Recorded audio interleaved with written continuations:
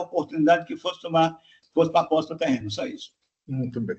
Recurso de apelação civil, direito civil e processual civil, ação de uso capião ordinária, preliminares, legitimidade recursal da parte vencida e do terceiro prejudicado para interpor recurso. Não conhecimento parcial de recurso dos autores por violação ao princípio da dialeticidade. Não impugnado especificamente os fundamentos de rejeição do pedido de homologação do acordo. Nulidade por cerceamento de defesa, inexistência, nulidades que não aproveitam a parte suscitante. Ausente demonstração de prejuízo processual. Mérito, posse derivada de negócio jurídico nulo, ausência de posses com animus domini, impossibilidade de soma de posses antecedentes, requisitos para aquisição da propriedade por uso capião não evidenciados, rejeição das preliminares, recurso do terceiro prejudicado conhecido e desprovido, recurso dos autores parcialmente conhecido e desprovido, sentença de improcedência do pedido mantida. É o voto que põe ao crivo dos meus pares, Excelência. Obrigado, desembargador Jaime. Desembargador Bezerra Cavalcante, como voto? Presidente, eu já havia votado provisoriamente, acompanho Sua Excelência o relator. Perfeito. Eu também ratifico o voto provisório, acompanhando o eminente relator e proclamo o resultado. Recurso do terceiro prejudicado, conhecido e desprovido. Recurso dos autores parcialmente conhecido e desprovido. Sentença de improcedência do pedido mantida. Tudo isso nos termos do voto do eminente relator. Muito obrigado, doutor Onésio. Muito obrigado a todos. O desembargador Bezerra, faz tempo que eu não vi hoje. Quanta saudade nos traz a volta. Esse convida o coração. Fim da nossa derrota, convida nossa missão. Aquele abraço, porque eu já vou. Tchau, tchau. Um abraço. Desembargador Bezerra, desembargador Bezerra. Fazia tempo que eu não vi esse homem. Era mesmo. Vê que o desembargador Bezerra andava lá pela Jijoca de Jericoacoara, né? Muito bem.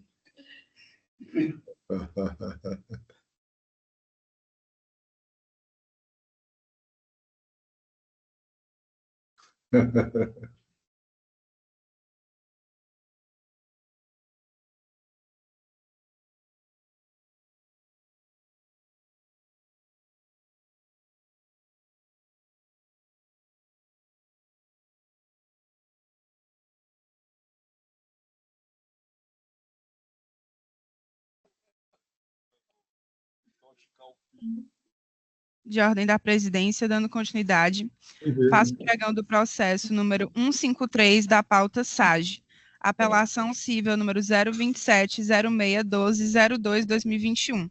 Apelante Luiz Valdner Dantas Leite Filho. Apelada Mirela Mapurunga Benavides. Advogada solicitante, doutora Larissa de Alencar Pinheiro Macedo. Relator é o desembargador Francisco Jaime Medeiros Neto. A parte apelada solicitou a sustentação oral.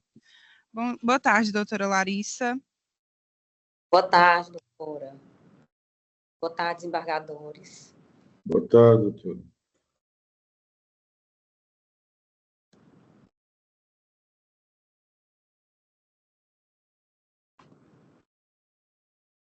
Presidente, eu não escuto. Acho que seu microfone está desligado. Pois não, estava desligado. Eu só dando boas-vindas à doutora Larissa, inicialmente. Doutora, com a permissão do eminente relator, a votação provisória atende aos interesses do seu constituinte, tá?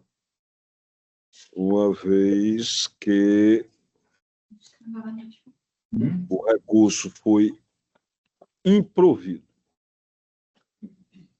E face dessa informação, a senhora insiste na sua sustentação? Não, desembargador Evandro. Eu agradeço. Pois não, desculpa. Também. Não, só agradecendo, Vossa Excelência, até para otimizar o tempo, desisto da minha. Perfeito, eu agradeço a compreensão. Desembargador Jaime, Vossa Excelência tem a palavra. Pois não, Excelência.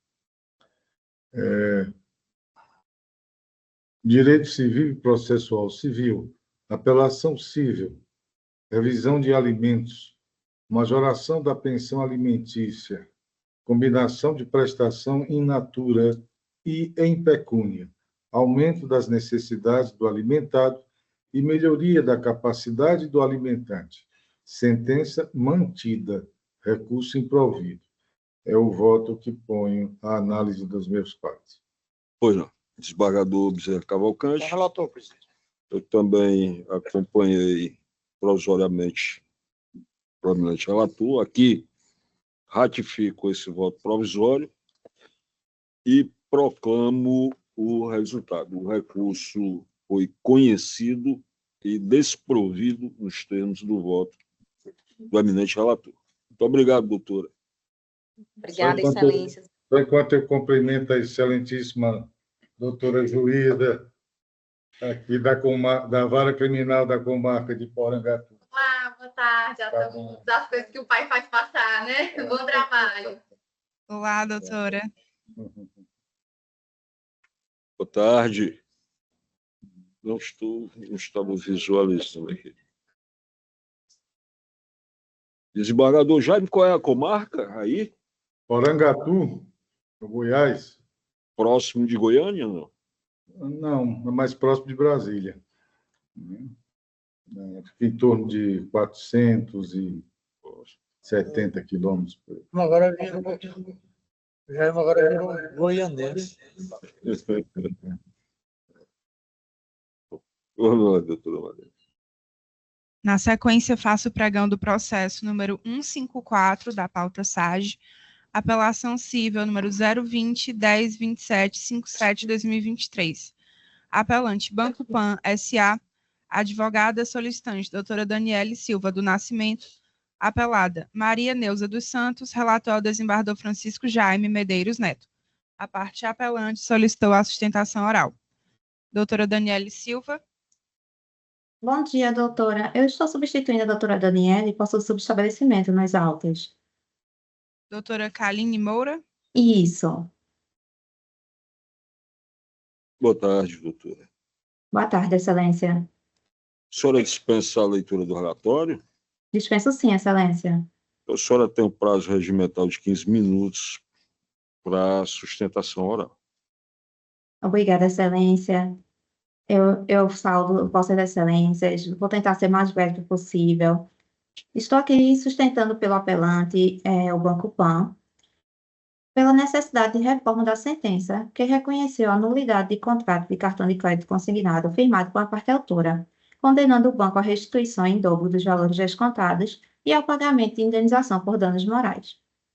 Ocorre, excelências, que essa decisão não se coaduna com a realidade fática e documental dos autos. A autora não negou o recebimento dos valores, tampouco alegou fraude ou incapacidade. Ela apenas afirma que teria acreditado estar contratando um empréstimo consignado comum e não um cartão consignado. Ora, conforme demonstrado nos autos, a contratação foi realizada através de cartão de crédito consignado, de forma regular, consciente e transparente, sem qualquer vício de consentimento ou falha bancária. A contratação se deu por meio digital, em plataforma segura, com assinatura eletrônica por biometria facial. O processo inclui o envio de documentos pessoais e a captura biométrica para reconhecimento facial, garantindo a autenticidade e identidade da contratante. Ressalta-se ainda que a modalidade digital permite maior acessibilidade aos consumidores, sendo amplamente aceita no sistema bancário.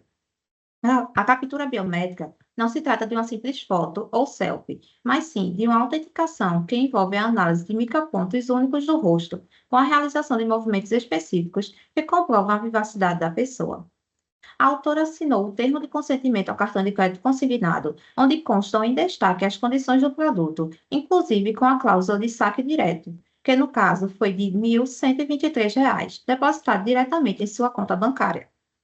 Portanto, não há vício de consentimento, mas sim arrependimento posterior, o que não justifica a nulidade do contrato, nem a responsabilização da instituição financeira. A parte autora não sabia o que estava contratando, utilizou o serviço, recebeu o valor e se beneficiou diretamente da operação. Ademais, a sentença determinou a restituição em dobro, quando sequer há prova de má-fé do Banco Pan. O artigo 42 do CDC e a jurisprudência dominante condiciona a devolução em dobro a demonstração inequívoca de má-fé, o que não ocorreu neste caso. Igualmente cabível a indenização por danos morais. Não houve falha na prestação de serviço, nem houve qualquer abalo à honra, imagem ou dignidade da autora. Houve tão somente a execução de contrato válido com cláusulas claras, pactuado de forma legítima. Excelência, se mesmo diante de todas essas provas se mantiver a nulidade, que ao menos se determine a devolução integral dos valores recebidos pela parte autora, para evitar o enriquecimento sem causa. Portanto, Excelência, diante da validade da contratação, da ausência de ato ilícito e do uso efetivo do valor creditado, o Banco Pan requer o provimento do recurso de apelação para que a sentença seja reformada e os pedidos autorais julgados improcedentes. Muito obrigada.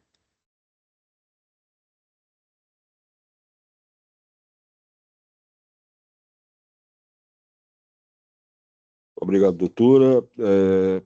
A palavra, o eminente relator.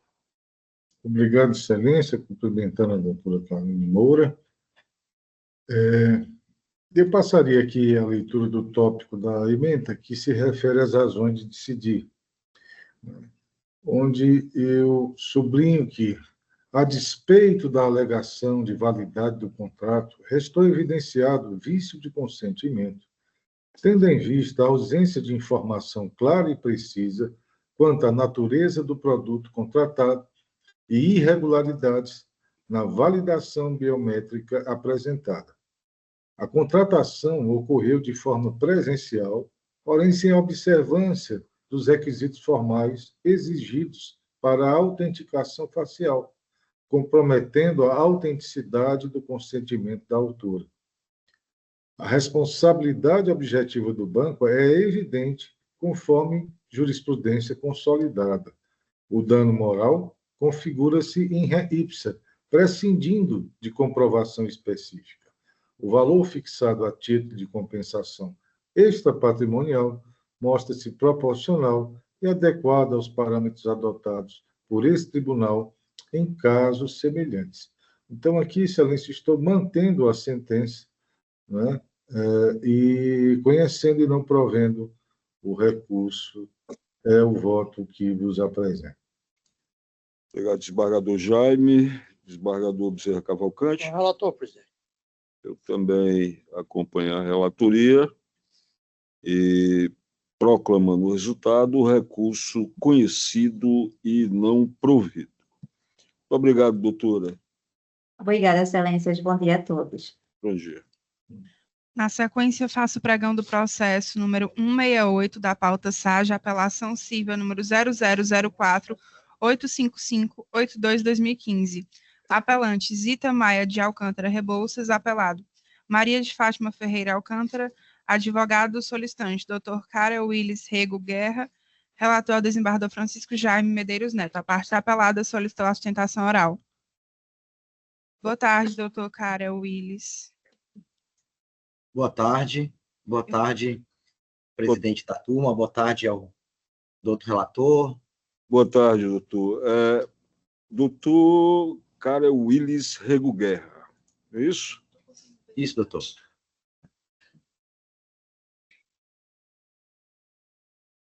O senhor representa os interesses de Maria de Fátima? Correto, doutor. Isso. Doutor, pelo julgamento provisório, o pleito da sua constituinte foi atendido, tá? Uma vez que o recurso foi conhecido e desprovido. O senhor dispensa a leitura do relatório e a sustentação oral? Doutor, dispenso a leitura do relatório. Bom, tendo em vista, então, a questão do resultado favorável e a questão da hora, né? Tendo realmente que não se faz necessário. Perfeito. Então, com a palavra, o eminente relator. Obrigado, Excelência. Faço a leitura do caput da emenda. Direito civil, apelação civil, ação de usucapião extraordinário, alegação de cesseamento de defesa, inexistência, ausente de demonstração de prejuízo processual, discussão em torno da posse sobre a área de passagem contígua ao imóvel usucapião, impossibilidade, respeito à congruência entre pedidos e sentença, artigo 492 do Código de Processo Civil. Recurso conhecido e desprovido, sentença mantida, é o voto que põe a apreciação dos meus pares. Perfeito. Desembargador Bezerra Cavalcante. Relator, presidente. Eu também acompanhei o eminente relator e aqui proclamo o resultado do julgamento. Recurso conhecido e desprovido, sentença mantida. Muito obrigado, doutor. Muito obrigado a todos os presentes. Uma excelente tarde. Da mesma forma. Dando continuidade, faço pregão do processo número 174 da pauta SAGE, apelação civil número 024-2809-44-2021. Apelante JAPN, advogada solicitante doutora Roberta Vasques, apelada ATHLV, relator desembargador Francisco Jaime Medeiros Neto. A parte apelante solicitou a sustentação oral. Boa tarde, doutora Roberta Vasques. Boa tarde a todos. Excelência, antes da doutora Pois não, desembargador.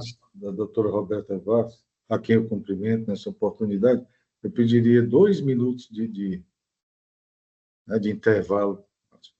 Pois não. Com a aquiescência, claro, da doutora Roberta, que ela não vai se furtar. Lógico, fica à vontade. Pois não, desembargador Jorge. Acho que nem vou usar esse tempo todo, mas é necessário. Pois não.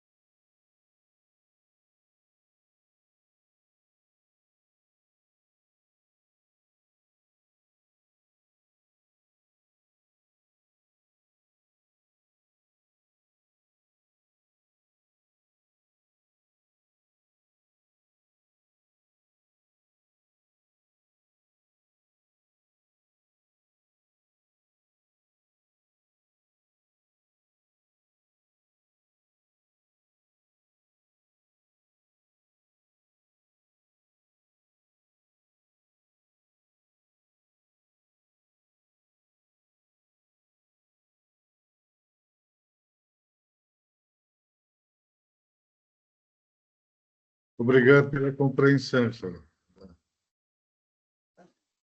Pois não, desembargador Jorge.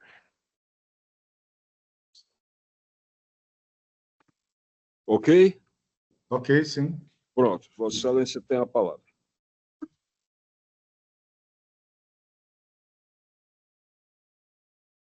Desculpa, eu só não entendi se o senhor se dirigiu a mim ou à doutora Roberta Vaz. Me perdoe, eu perdi aqui também o fio da meada. A doutora Roberta representa os interesses de Jaira, apelante.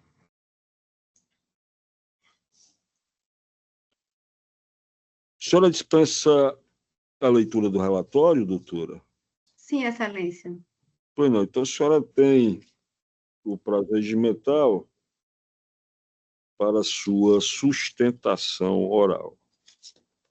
Boa tarde a todos, excelentíssimo senhor desembargador relator, Francisco Jaime Medeiros Neto, excelentíssimo senhor desembargador Francisco Bezerra Cavalcante, excelentíssimo senhor desembargador José Evandro Nogueira Lima, excelentíssimo procurador de justiça, doutor Francisco Xavier, que tenho uma grande admiração como profissional, defensor público, doutor Carlos Augusto, serventuários, colegas advogados aqui presentes.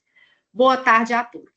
Bom, Primeiramente, nobres julgadores, é imprescindível contextualizar e destacar o contexto que se dava o matrimônio da apelante, a senhora Jaira, e do seu, então, marido falecido. A apelante é uma idosa de 70 anos, vivia em um casamento de quase 50 anos, mais especificamente 47 anos, onde era uma mulher que não trabalhava, altamente religiosa, completamente alheia aos negócios e patrimônio existente no seu matrimônio, e ainda dependente financeiramente e emocionalmente do marido. Não podemos ignorar esse contexto para que nós possamos entender o presente processo. Então, o ponto nodal, excelências, do presente processo, da presente apelação, é se o falecido vivia, de fato, uma união estável com a apelada e se estava separado da viúva, ora apelante, já que não era divorciado da mesma. E aqui eu vou tentar ser brevíssima, até pelo adiantado da hora, e vou fatiar aqui a minha fala, e o primeiro ponto que eu chamo a atenção é da ausência de prova documental e testemunhal que comprovem a suposta união estável vivida entre o falecido e a apelada. Se nós formos analisar a inicial da apelada e o fundamento que motivou o magistrado a decidir por essa união estável, vemos que, com toda vênia, a sentença do magistrado, este faz menção apenas a declarações de amigos e fotos como prova documental dessa suposta união estável. A apelada, ela não junta nenhuma declaração de familiares do falecido que a reconheça como companheira, nenhuma prova de qualquer relação de dependência no que diz respeito a contas bancárias, cartões de crédito, planos de saúde, plano funerário, declaração de imposto de renda, enfim. Ela só consegue juntar fotos e declarações. Eu peço vênia a vossas excelências para pontuar alguns trechos da sentença que merecem destaque e que fundamentam essa suposta união estável, mas que, com toda vênia, são argumentos extremamente frágeis. Vejamos aqui, peço vênia rapidamente para ler esse trecho, onde o magistrado, na sentença, aduz que a senhora Jaira não soube informar quem internou o Decujus no hospital com Covid. Nem soube dizer se o Decujus pagava previdência, nem soube esclarecer quais eram os bens do falecido. Não é acreditável que alguém que conviva por mais de 40 anos não tenha conhecimento de coisas básicas do seu cônjuge. Ora, nobres julgadores, compreendendo o contexto do casamento que a senhora Jaira e o seu então marido vivenciavam, que eu falei no início da minha sustentação, onde era uma mulher completamente dependente financeiramente do ex-marido e alheia à situação patrimonial. E relembremos a situação caótica que a gente vivenciava na época da Covid, onde a apelante estava em Teresina, acompanhando o filho do casal numa cirurgia bariátrica. Então, fundamentar uma suposta união estável pelo fato da apelante não estar naquele momento da internação é, no mínimo, temerário. E o fato também, com toda a vênia, do magistrado colocar que ela não sabia informar se o Decujus pagava a previdência, também é um argumento, ao meu ver, frágil, tendo em vista que a senhora Jaira, como eu bem falei, ela era completamente alheia, até pela idade, pela situação, né, pela logística matrimonial que vivenciava. E a sentença não observou diversos trechos do riquíssimo testemunho da testemunha Rafaela, vizinha do falecido e da apelante, que afirmou categoricamente que o falecido jamais deixou o lar familiar. Eu vou aqui fatiar os trechos dessa testemunha, onde no minuto 4.16 o magistrado indagou.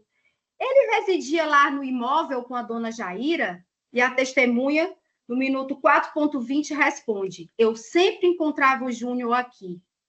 E o magistrado indaga: a senhora o via quase todos os dias da semana? E a testemunha responde: com bastante frequência. Sempre o via, lá embaixo e lá em cima. E segue o magistrado em sua sentença. A testemunha apontada pela requerida afirma, em síntese, que sempre via o falecido no prédio onde residia a senhora Jaira, mas não podia falar se eles viviam como marido e mulher. Obviamente, excelências, a testemunha se refere a relações íntimas, e o magistrado ignorou o fato ainda da testemunha Rafaela ter afirmado fortemente que senhora Jaira, ora apelante, e o falecido eram vistos como um casal e que não tinha conhecimento de qualquer separação. E venho rapidamente aqui para o testemunho da senhora Rafaela, onde, indagada, em algum momento no passado, eles comentaram que os pais eram separados? E a testemunha responde no minuto 8.12, não. Eu indaguei como advogada: para a senhora, o senhor José Alfredo e dona Jaira eram um casal? Eram casados? E a testemunha responde: eram casados. E quando questionada pela advogada da hora apelada, doutora Raíssa, no minuto 9.57, onde ela indaga: a senhora tinha um convívio apto a afirmar que ali existia um casamento, um matrimônio? E a testemunha responde com firmeza: olha, eu conheci o Júnior e Jaira como marido e mulher. Portanto, excelências, fica claro que o decújo jamais quis se divorciar com a senhora Jaira, tanto que com ela permaneceu casado até o fim de sua vida. Conseguimos provar nos autos, através de provas documentais, pagamentos de condomínio, energia da residência da apelante e do falecido com os mesmos endereços, registrado em nome do falecido. Ele sempre custeou todas as despesas da casa. Tais fatos não foram considerados na sentença de primeiro grau. Foi anexado pela apelante fotos de Natal, Ano Novo, enfim, várias datas comemorativas onde o marido se fazia presente no domicílio do casal. Inclusive, esses fatos também não foram considerados pelo magistrado de primeiro grau e essas provas documentadas. Inclusive, constam notas fiscais de eletrodomésticos comprados e fornecido o endereço do falecido e da senhora Jaira, ora apelante. E, por fim, na sentença, o magistrado, de forma brevíssima, coloca: por fim, a senhora Ana Tereza compareceu ao velório e missa de 7º dia do falecimento do senhor José Alfredo. Ponto. Ora, excelências, não se levou em consideração que, se efetivamente a apelada tivesse sido companheira do falecido, estaria no livro da missa de 7º dia, teria recebido pêsames no velório, teria participado de missa, mas não houve nenhum registro, inclusive da sua pessoa, na certidão de óbito do decújus. A autora não teve nenhuma, a apelada não teve nenhuma participação nos custos com velório, e era uma pessoa estranha ao seio familiar e da sociedade. Inclusive, a testemunha Rafaela, em seu depoimento, foi indagada em audiência sobre quem recebeu as condolências no dia do falecimento. E foi indagado, e peço venha no minuto 9:25, todos esses depoimentos estão na apelação, onde eu indago que, quando ele faleceu, se a senhora chegou a dar condolências à dona Jaira. E a testemunha responde: sim. E eu indago: as pessoas do prédio se referiam a ela como viúva? E a testemunha responde: também. Então, excelências, fica claro que existia, sim, esse casamento e não havia nenhuma separação entre o ex-casal. Inclusive, foi relatado e provado na instrução que houve uma pequena separação de fato logo no início, quando a apelante descobriu essa traição e logo se comprovou que o casamento permaneceu. O terceiro tópico, já aqui estou tentando me apressar para a gente caminhar para o fim, é que nós sabemos que a existência de casamento válido obsta o reconhecimento de uma união estável simultânea. Posição do STF, matéria de repercussão geral, e a pré-existência desse casamento obsta o reconhecimento dessa união estável, e é muito temerário. O último ponto, a parte, e também ingressou com uma apelação, a senhora Ana Tereza, pedindo a reforma da sentença no que tange aos honorários sucumbenciais que foram fixados com base no valor da causa de R$100. Né? Então, a apelação não merece guarida, posto que a declaração de união estável é uma ação de conteúdo meramente declaratório. Então, não tem liquidação de bens, valores, e não há qualquer comprovação dos autos de valor patrimonial. Então, como não tem proveito econômico, deve ser julgada completamente improcedente a apelação interposta pela parte autora. Então, por esses motivos, excelências, requer que vossas excelências conheçam o recurso, dando provimento no sentido de reformar a sentença recorrida por nunca ter existido a relação de união estável entre a apelada e o falecido e por ter sido ignoradas provas documentais e testemunhais relevantes ao caso. Boa tarde a todos.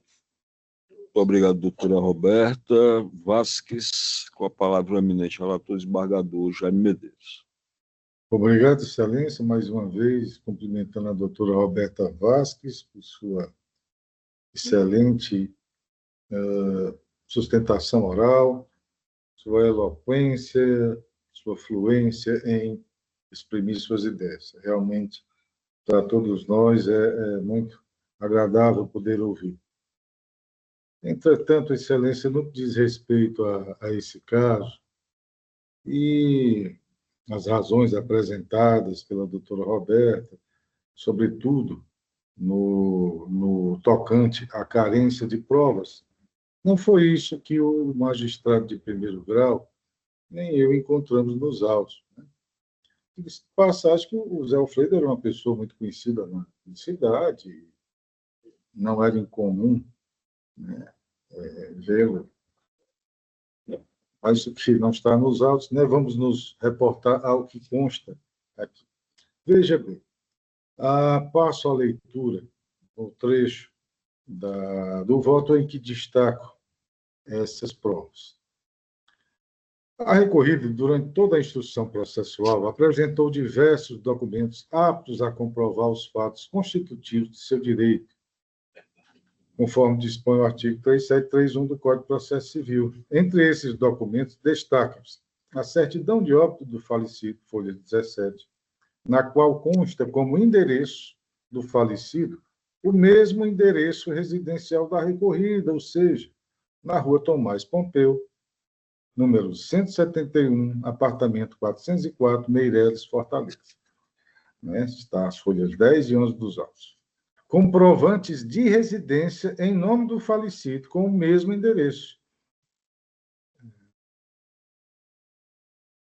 Folhas 18, 19, folhas 252, 270. A 270. Diversas fotografias tiradas em viagens, passeios, festas e comemorações familiares, folhas 22 a 72 e 74 a 84, especialmente aquelas em que ambos aparecem juntos, abraçados, em contextos públicos e íntimos, demonstrando afeto, folhas 22, 56, 57, 58, 59, 60, 61, até as folhas 80. Registro de contato de emergência, veja bem, registro de contato de emergência no Hospital Unimed, no qual a recorrida foi indicada como a esposa do falecido. Isso está às folhas 275 dos autos. Bem como correspondências posteriores ao falecimento do decújo, ainda encaminhadas ao endereço da recorrida, destinadas ao espólio de José Alfredo Pinto Júnior, folhas 280 e 281. Ademais, consta nos autos declarações com firma reconhecida em cartórios, na quais se afirma que a recorrida e o falecido mantiveram a união estável desde o ano de 2003 até o óbito deste, Isso está nas folhas 339 até as folhas 353. Por sua vez, a parte requerida, a recorrente, apresentou a certidão de casamento com o falecido, duas correspondências em nome deste, bem como uma fotografia anexada ao processo. Todavia, não há elementos que demonstrem a existência de vínculo conjugal entre a senhora Jair e o falecido, mas apenas vínculo familiar, em razão dos filhos em comum. As fotografias apresentadas, embora incluam ambos, não evidenciam proximidade ou afeto, uma vez que estes frequentemente distantes entre si, com outras pessoas entre eles, ao contrário das imagens juntadas pela recorrida, que revelam maior proximidade e intimidade. Ainda, os recibos de pagamento relativos ao cemitério Parque da Paz indicam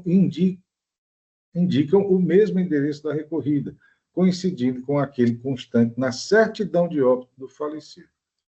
Dessa forma, restou evidenciada a existência de afeto maritalis entre a senhora Ana Tereza, ora recorrida, e o decus, desde o ano de 2003 até a data de seu falecimento. Nesse contexto, é importante destacar que a união estável é regulada pelo Código Civil, no seu artigo 1723, segundo o qual é reconhecida como entidade familiar a união estável entre homem e mulher configurada na convivência pública, contínua e duradoura e estabelecida com o objetivo de constituir família.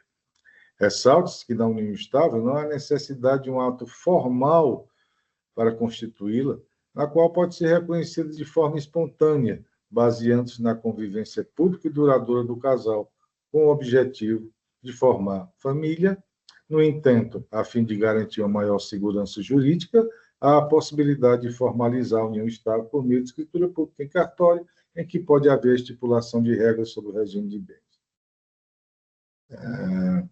Quanto ao tópico de que destacou a doutora Roberta Vasques no que diz respeito à concomitância entre matrimônio e a união estável, é mais do que sabido de que essa hipótese não se verifica quando há a separação de fato do casal.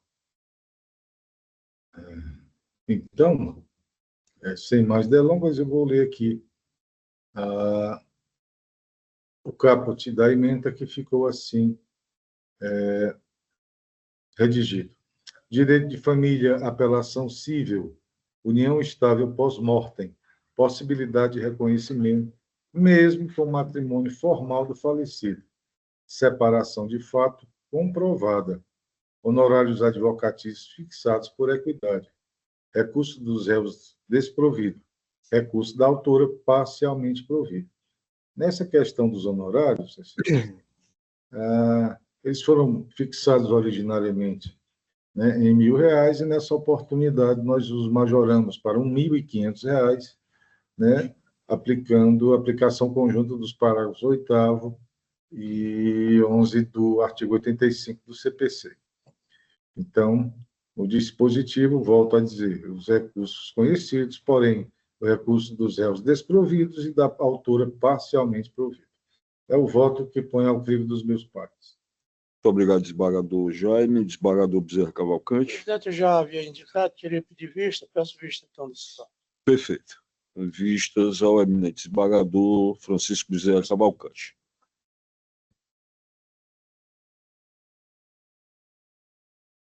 Nós encerramos as sustentações orais. Vamos agora aos votos. Visto.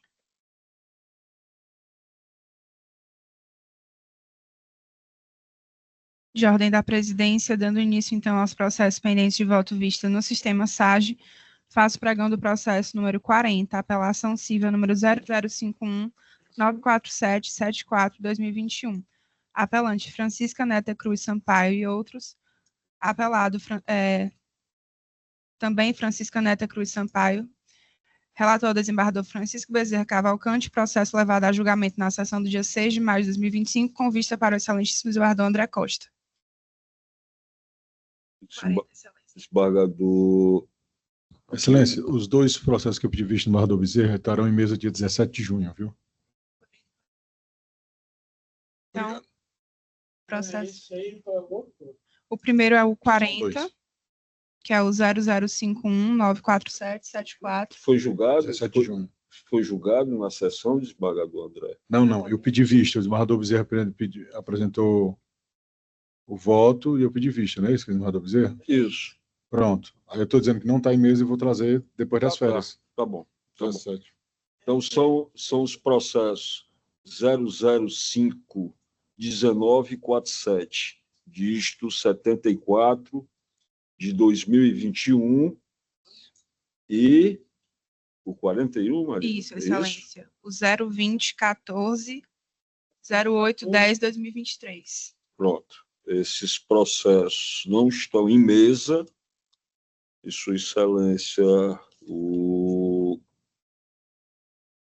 desembargador André Costa 17 de junho. Não, 17. Eu volto de férias. os apresentará para julgamento no dia 17 De de junho. junho do corrente ano. Na sequência, o processo número 53 da pauta SAGE, embargo de declaração civil número 018-27-19-46-2016, barra 50.000.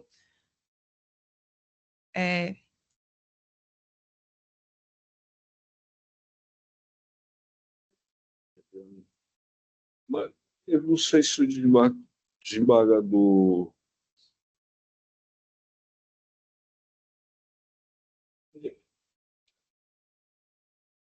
53. 53. É porque tinha... 18, 27, 19. São aqueles dos De quê?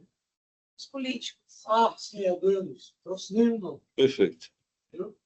Só vem três. Isso, são Três, três, tá Excelência, perfeito. são três. Mas faça o pregão.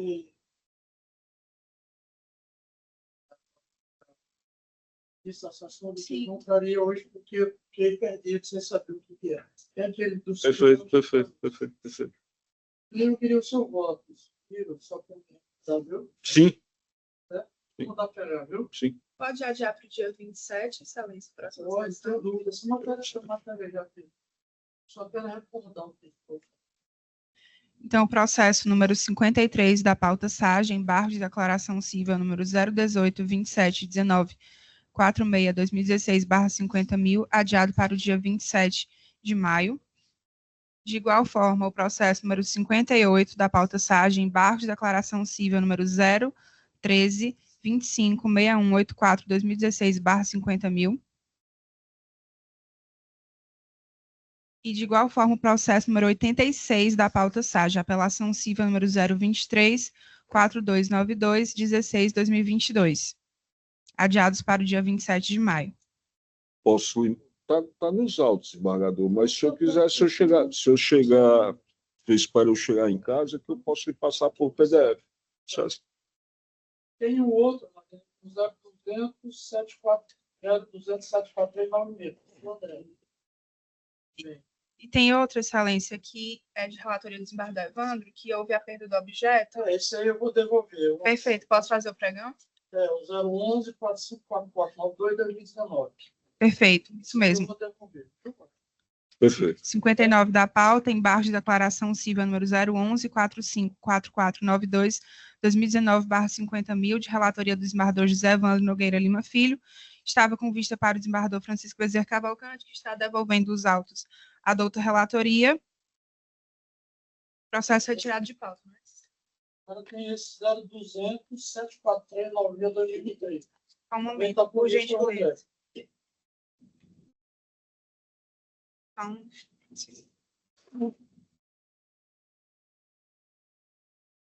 Seria um 3, né?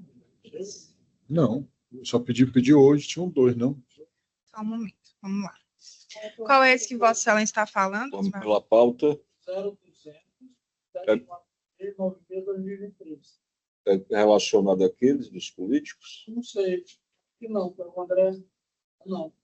Então, deixa a doutora Marinha aqui pela pauta, desembargador, porque senão a gente acaba atropelando algum. Eu estou com 2 teus. Fazendo pregão duplo.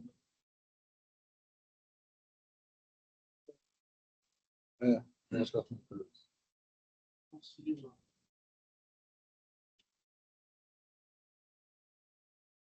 eu estou.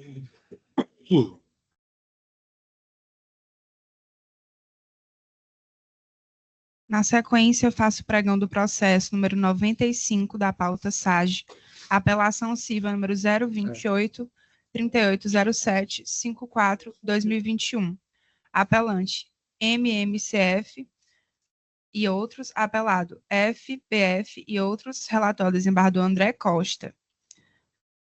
Foi levado a julgamento na sessão do dia 12 de novembro de 2024.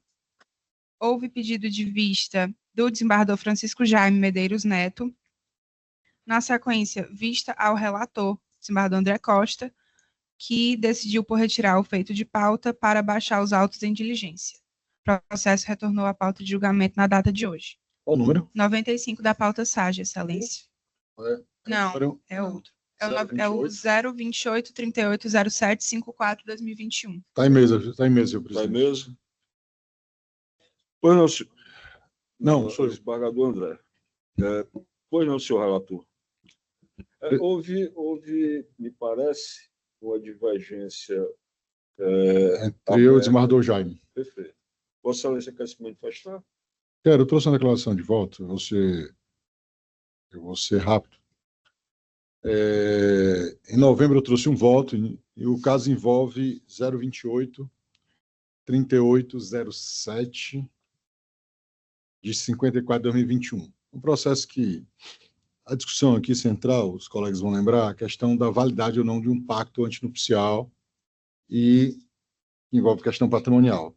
Esse mesmo casal tem outras questões de alimentos compensatórios, guarda de crianças e tal, que não é o caso aqui. Eu trouxe um voto,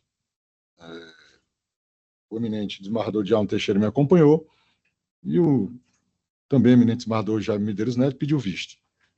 Aí trouxe um voto que, em síntese, ele alegava a questão da ausência de boa-fé e divergia parcialmente, dava provimento parcial à apelação para declarar nulo a cláusula 6ª-B do pacto antinupcial, determinar a partilha ser apurada em liquidação de sentença, dos frutos, aumento patrimonial e tal, dos valores dos bens.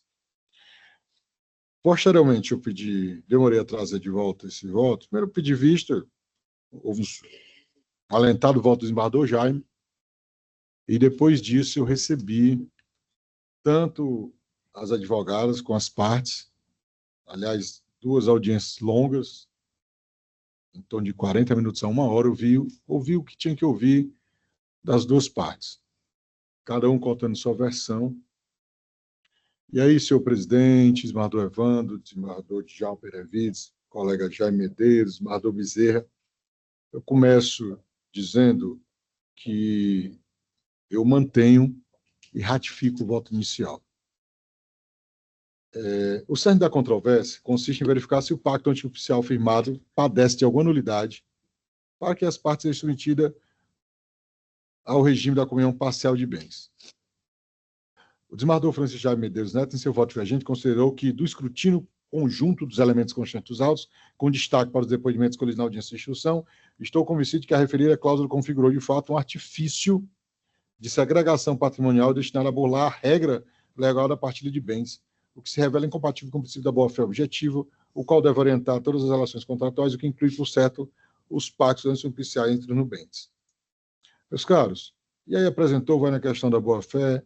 Em síntese, o principal fundamento apresentado no voto visto é de que houve a violação da boa-fé objetiva, com o fim de fraudar a meia-ação. E aí eu repito algumas coisas do voto inicial, trato a doutrina, eu fiz uma ampla jurisprudência, pesquisei na jurisprudência do STJ, já tinha citado no voto original, e eu vou fazendo um resumo,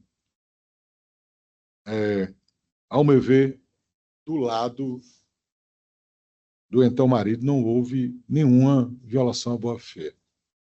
Há 15 anos, quando o casal se encontrou, ambos eram novos, o pacto, e está nos depoimentos na audiência, foi celebrado o pacto antinupcial e dentro do prazo legal foi celebrado um casamento. E as regras de ouro ficaram muito claras, inclusive houve intervenção dos familiares. Os familiares leram o documento, confessem a audiência sobre isso. Tanto na audiência como no atendimento que eu fiz, ficou claro que, naquela época, e durante todo o período do casamento, só na fase final começou a ver a questão patrimonial, jamais houve qualquer questionamento. Inclusive, um colega que eu não vou citar chegou a contribuir e me dizer que, pelo tempo, se eu devia analisar se havia prescrição e decadência. Como eu estou levando pelo lado da boa-fé objetiva, eu não fui nem para esse caso da prescrição e decadência, eu quis enfrentar a matéria mesmo. Então, ao meu ver, não há, não cabe como questionar a boa-fé por parte do apelado, porque eu vou usar uma expressão, eu acho que o ditado popular ele traz ensinamentos muito grandes para nós, o combinado não sai caro. O que é combinado, acertado, com o acompanhamento dos pais. E eu estou fazendo um resumo aqui, porque a minha declaração, já tem o meu voto, a declaração de voto são 12 páginas. Apelante, estudante de graduação na época, possuía condições de compreender a referida previsão. Ressalto que em audiência de instrução, a recorrente confirmou que ela e seus pais leram um pacto. Quando eu cheguei com o pacto que o Flávio deu, meus pais, obviamente, souberam, não gostaram, não entenderam o porquê daquilo. Mas aceitaram. Os pais chegaram a dizer, é isso que você quer? É isso aqui. Desde o começo sabia que não ia haver, até porque quem tinha bens, pelo que ficou provado na instrução, quem tinha bens não era o seu Flávio, é o pai de seu Flávio. E cada pessoa tinha uma participação mínima lá patrimonial. A declarante Denise Espíndola Fontinelli Silva também ressaltou que o pai de Marina sempre teve uma loteria, o qual era a renda familiar, e que a mãe do apelante era funcionária da Caixa Econômica Federal. Da apelante era funcionária, ou seja, o pai era dono de uma loteria, a mãe era funcionária da Caixa Federal, disse que a família era de classe média, que Marina sempre frequentou boas escolas, boa faculdade, que morava em um apartamento no bairro Aldeota. Então não foi aquela coisa de pegar alguém que não tinha um conhecimento mínimo. Foi disponibilizado a minuta do pacto, foi lido, foi aceito, e foi assinado, e foi registrado. Marina também relatou que seu pai era formado em economia e que já foi superintendente da Caixa Econômica Federal. Isso está lá na audiência. Tais afirmações demonstram que a família e Marina possuíam plenas condições de entender o conteúdo do pacto firmado, não havendo vício apto a macular a manifestação de vontade apresentada. Marina também relatou que Flávio e a família sempre lhe passaram muita confiança e credibilidade e acredita que o sogro quis o pacto como forma de blindar o filho de problemas futuros de partilha de bens, pois ainda possuía problemas com o inventário dos avós de Flávio. Ou seja, já na audiência a própria parte reconfessa. Qual teria sido a motivação desse pacto? A cláusula expressa em atestar a vontade das partes em preservar parte de seu patrimônio de forma distinta e individual. Aliás, a preservação foi simultânea. Foi de um lado e foi do outro. Assim, não verifico violação à ordem pública ou à boa-fé objetiva diante da equiparação das disposições para ambos os nubentes e da expressa ressalva para a adoção do regime de comunhão parcial de bens, apenas excluindo direitos e obrigações ali previstos.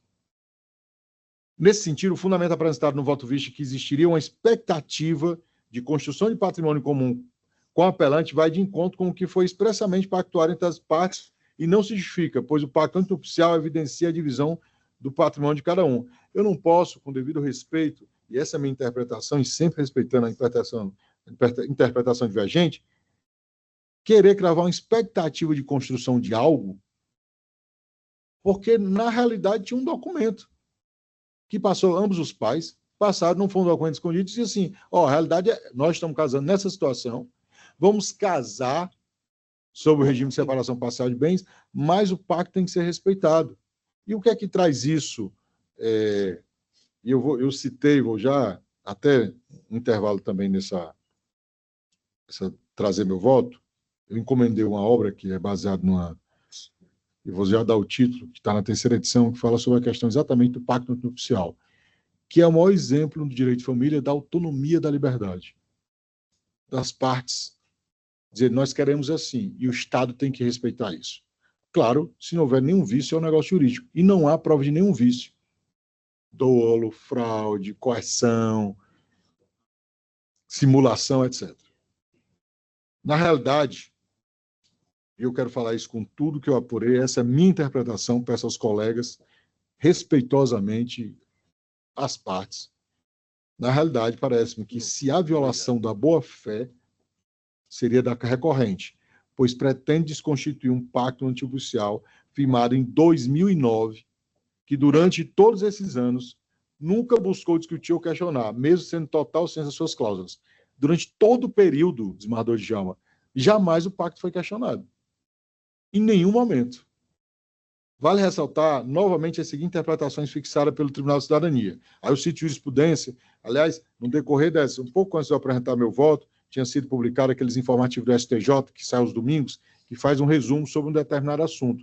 E, coincidentemente, sai um resumo sobre o pacto antinupcial, citando a jurisprudência. A obrigatoriedade do pacto para regime de bens diferente da comunhão parcial.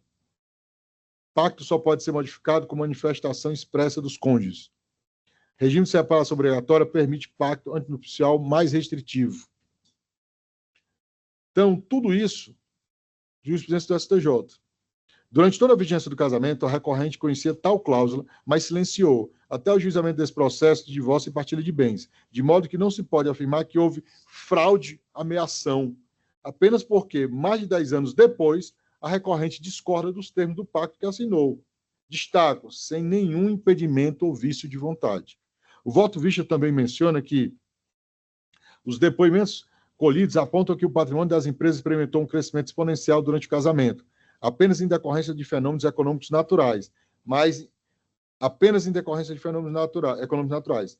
em razão de uma estratégia deliberada de restrição de lucros e reinvestimentos focados exclusivamente no fortalecimento do patrimônio empresarial, o que proporcionalmente ocorre em prejuízo da constituição do patrimônio conjugal.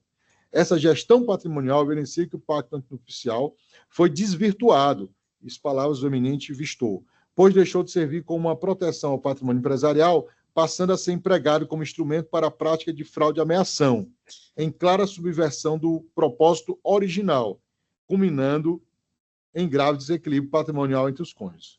Com reciprocidade de respeito e consideração eminente Vistor, ocorre que não há elemento nos autos para inferir que a gestão da empresa ocorreu de maneira a fraudar o regime de bem do casal. Não tem elementos concretos. Eu não posso supor, eu teria que ter provas sobre isso.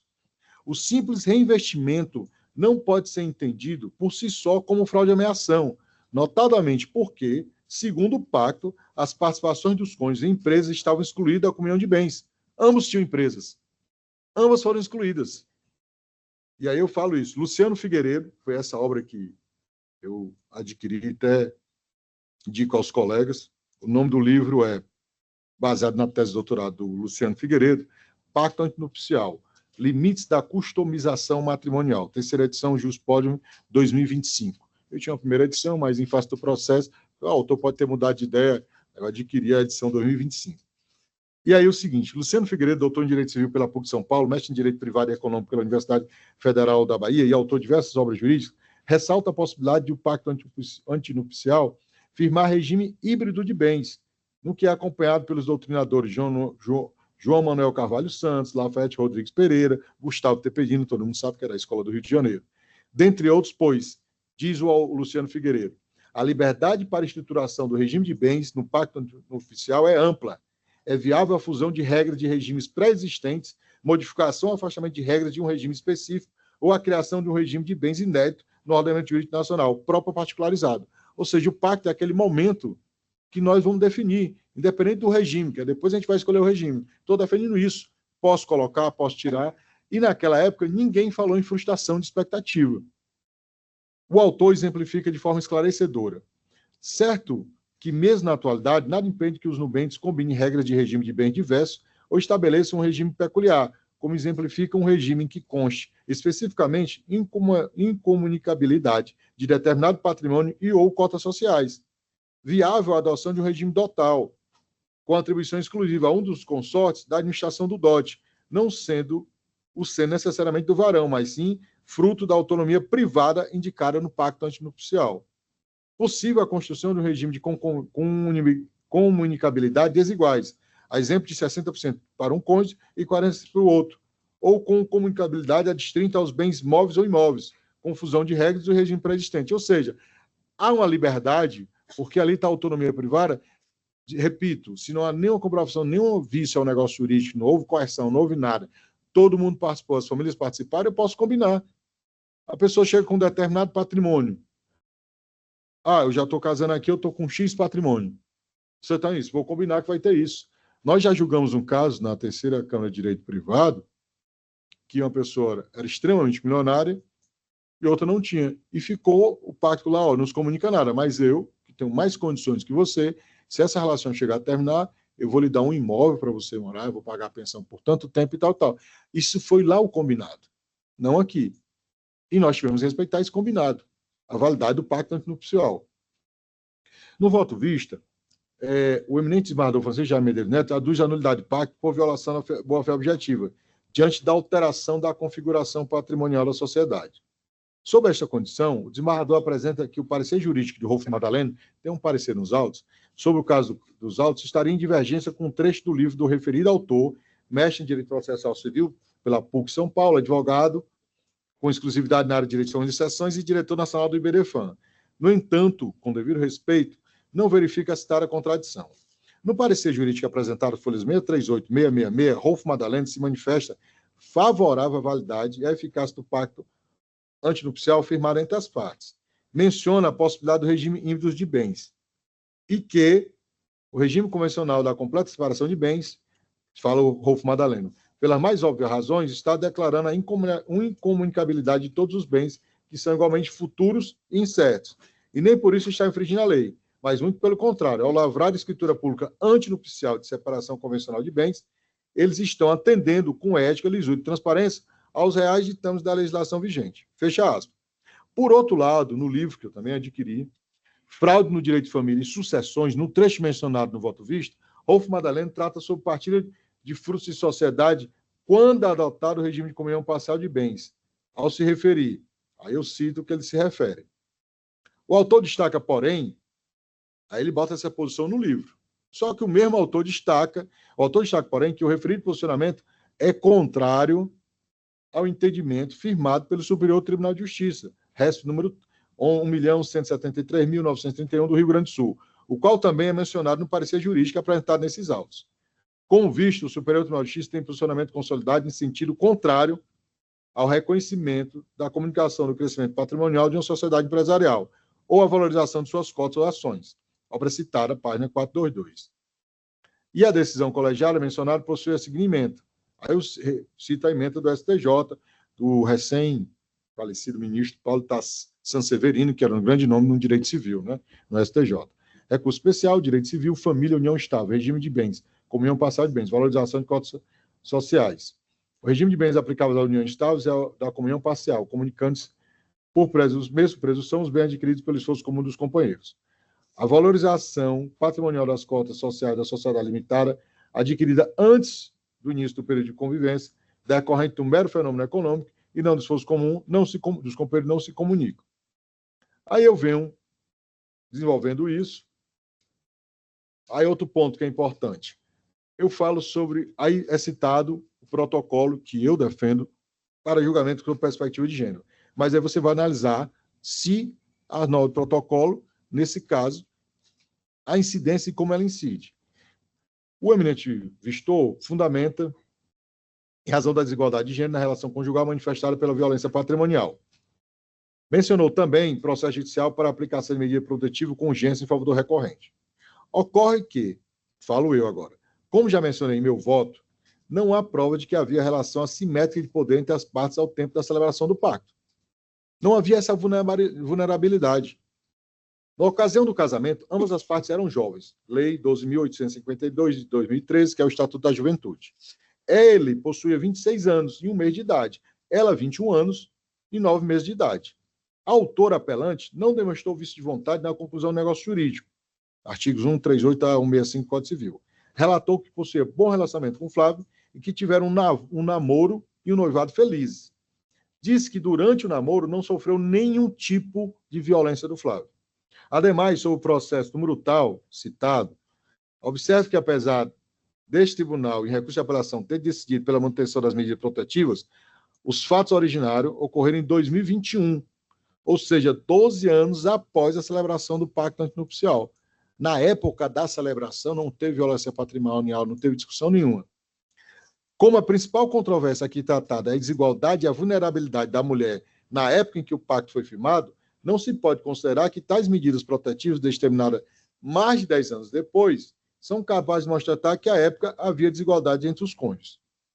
Por fim, cabe destacar que o referido protocolo para julgamento com perspectiva de gênero traz considerações teóricas sobre a questão da igualdade e também um guia para que os julgamentos que ocorrem nos diversos âmbitos da justiça possam ser aqueles que realizam o direito à igualdade e à não discriminação entre as pessoas, mas não induz necessariamente ao julgamento procedente de pretensão deduzida em juízo, que deverá ser analisado em contexto com todos os elementos dos autos. Aí eu falo da partilha dos bens no imposto de renda, falo da validade do que foi declarado, né? Fizeram a declaração do imposto de renda. E se essa declaração ela tem presunção de veracidade, se não mudar a declaração, fizer lá, eu tenho que me basear com o que foi declarado para a Receita Federal, e não depois achar que essa declaração não é invalidada se ela não foi invalidada em nenhum momento. Aí eu falo do parecer da Procuradoria, e aí vou para a conclusão. Além disso, permitir que as partes demonstrem, isso eu falo da questão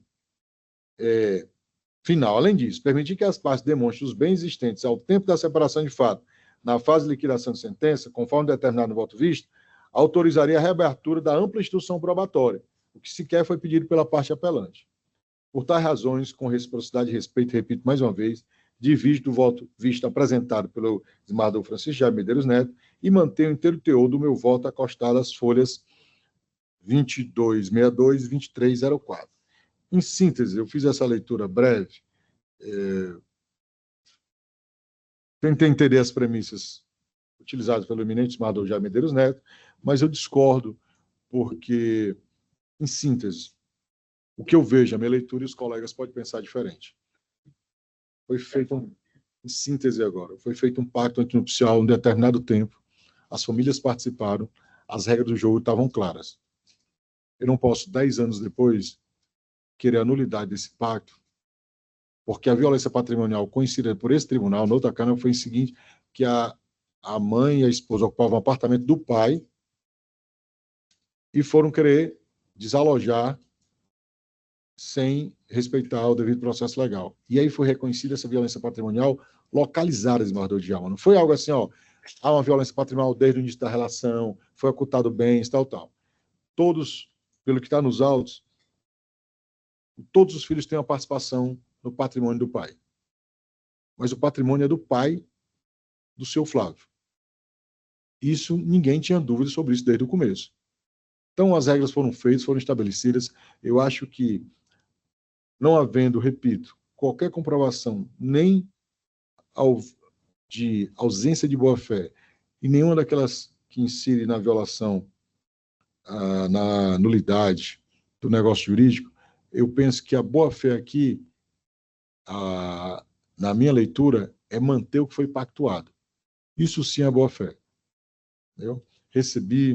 Ouvi relatos, aqui eu não estou me influenciando, desembargador Bezerra não está participando do julgamento originário, porque em ambas audiências foram colocadas outras questões que, para mim, tem que estar lá na ação que trata dos alimentos compensatórios, tem que estar na ação que trata da questão da guarda das crianças, do direito de convivência, e para não influenciar Vossa Excelência, se eles estiverem colocados em atendimento Vossa Excelência, aí cada um faz seu juízo de valor, eu não vou, porque teve medidas de um lado e de outro de afastamento, né?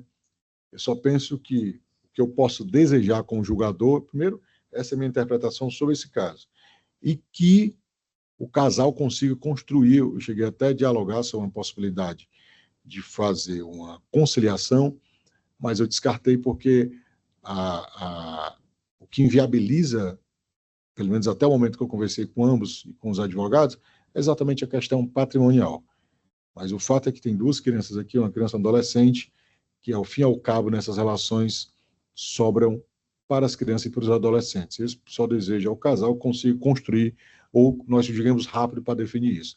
Mas em relação ao caso concreto aqui, sobre o pacto antinupcial e apelação, eu estou mantendo meu voto, né, original, e discordo do voto vista respeitosamente apresentado pelo eminente desembargador Jaime Medeiros Neto.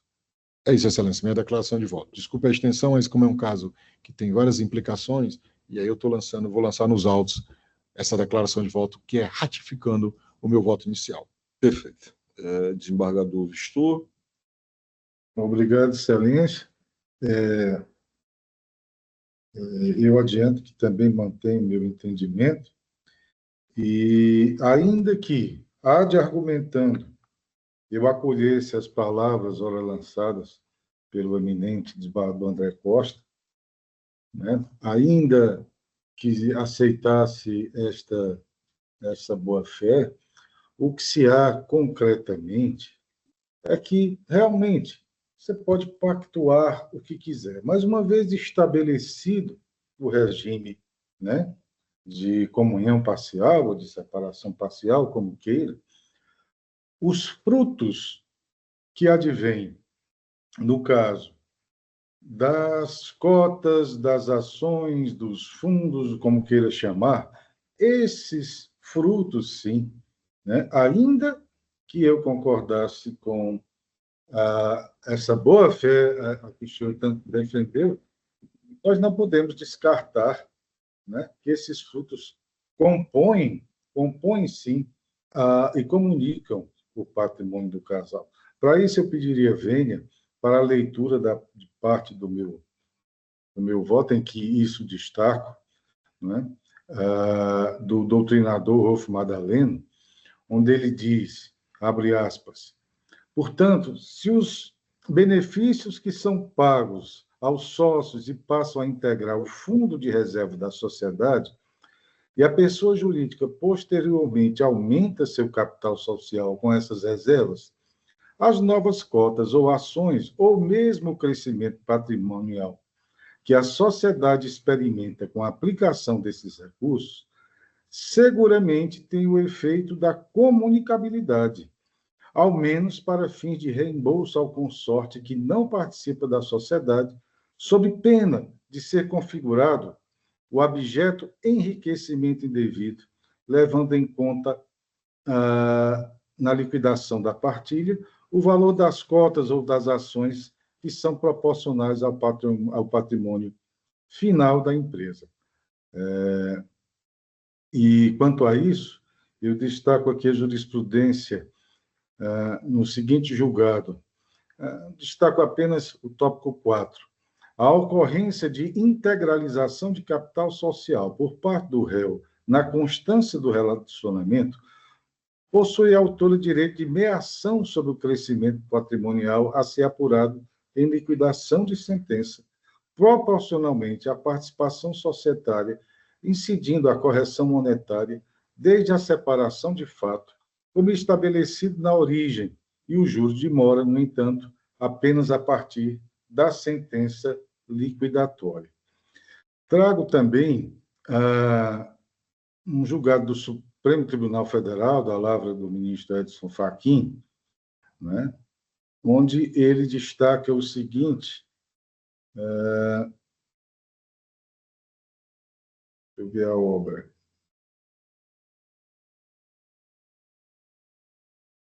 Direito Civil, sobre Direito Civil, sentidos, transformações e fim. Rio de Janeiro, Renovar, 2015, página 69.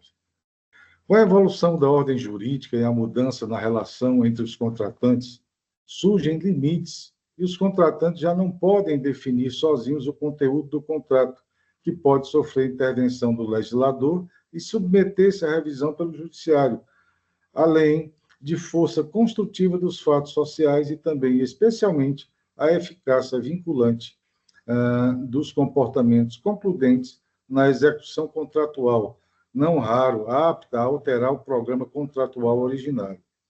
A autonomia privada é relativizada para que haja uma justiça substancial, com a confiança assumindo papel de destaque na relação contratual. Com essa formulação renovada, a teoria dos contratos se redireciona para o equilíbrio entre as partes na relação contratual, entendida como processo, e vedadas não somente cláusulas abusivas diante da adoção de novos paradigmas interpretativos, como também, e especialmente, é obstado um programa contratual que, mesmo na licitude, seja o sinal de uma extorsão do conteúdo econômico de uma parte em detrimento da outra. No caso dos autos, portanto, a despeito das disposições normativas, os princípios atuam como diretrizes inafastáveis para a solução justa do litígio, de maneira que a autonomia privada dos nubentes para definir o regime de bens aplicável ao casamento não é uma faculdade absoluta, ilimitada e irrestrita, antes devendo ser exercida em conformidade com os limites legais e éticos, de modo a não legitimar práticas que afrontem o ordenamento jurídico ou resultem em enriquecimento sem causa, razão por que deve ajustar-se os valores constitucionais da igualdade e da dignidade mais aflorados no âmbito patrimonial familiar. Retornando à hipótese dos autos, tenho que as cláusulas do pacto antinupcial, especialmente a 6ª-B, devem ser interpretadas à luz da boa-fé e da necessidade de se evitar desequilíbrios patrimoniais decorrentes de abusos ou estratégias destinadas a excluir uma das partes da ameação.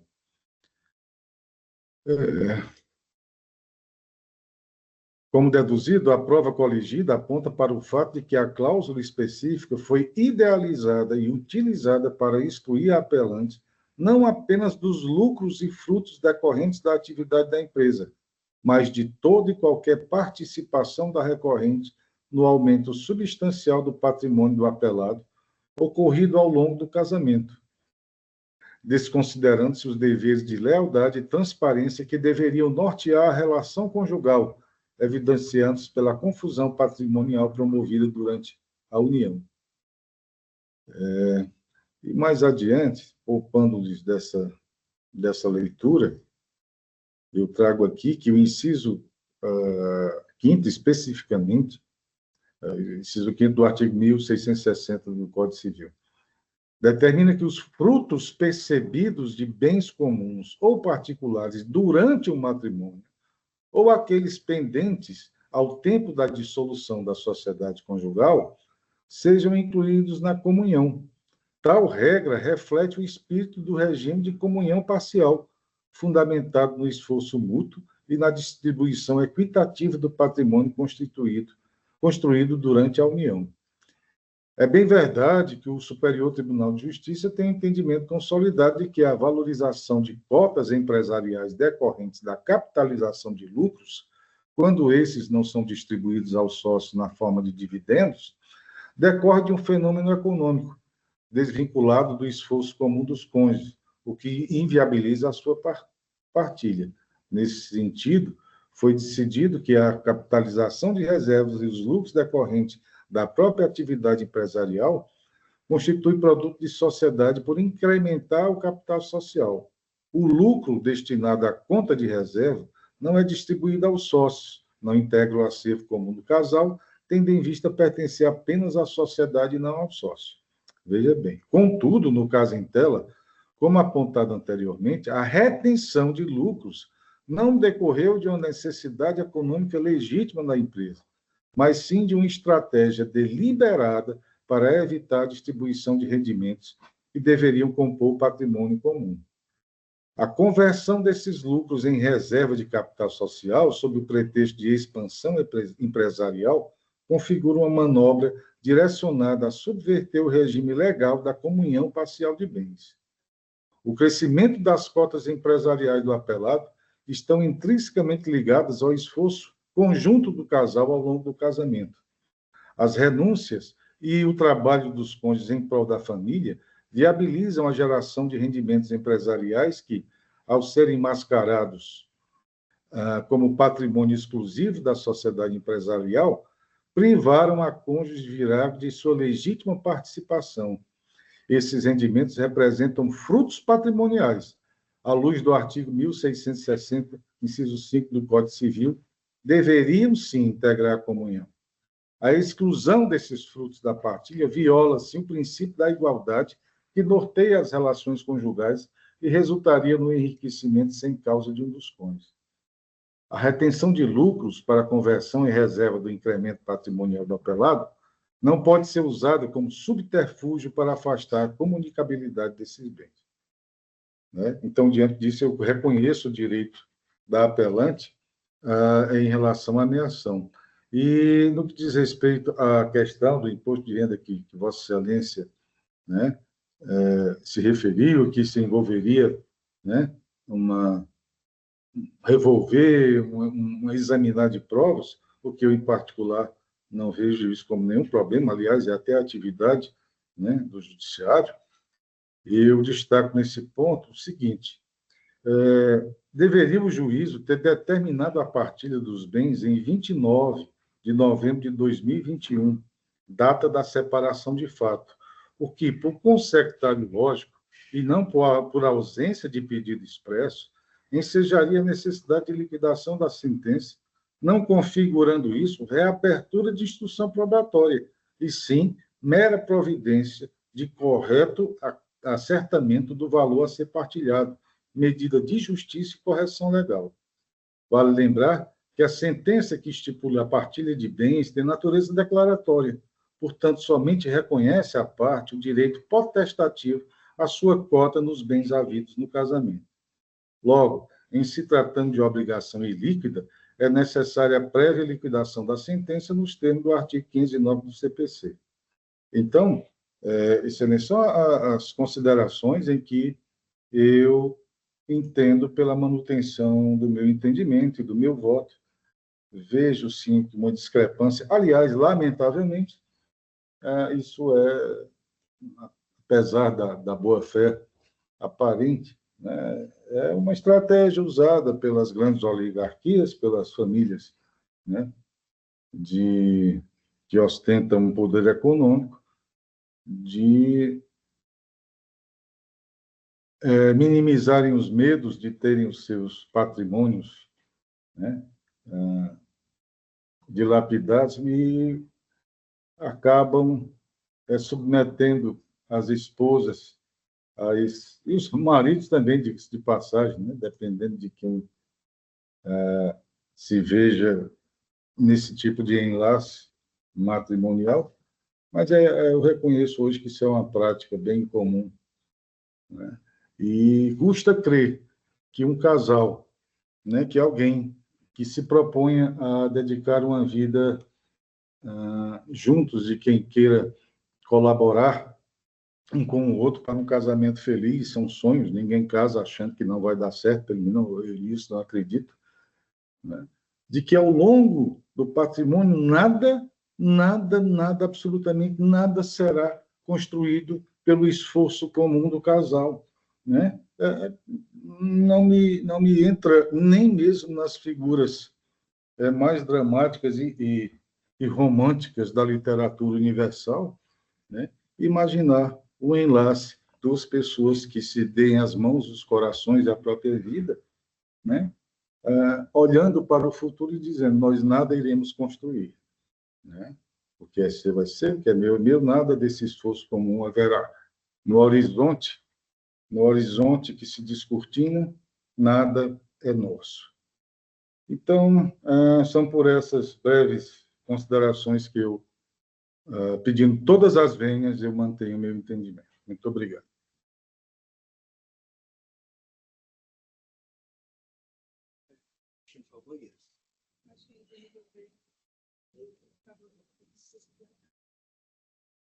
Embargador Jaime, estamos só esperando o presidente voltar aqui, viu? Que ele teve que sair, foi só aqui do lado. Não tem sala, sala pronta, não? Tem não, só tem essa sala aqui. Só tem essa sala, a outra não está pronta do lado, não. Está pendente, né? Tá não, tá desarrumado, não tem nem computador.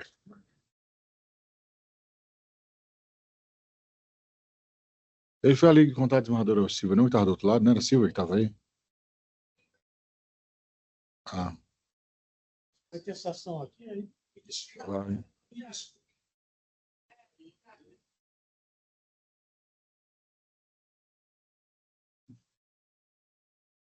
E nesse faltou energia, eu estou com a bateria do notebook e a internet do celular. E o calor.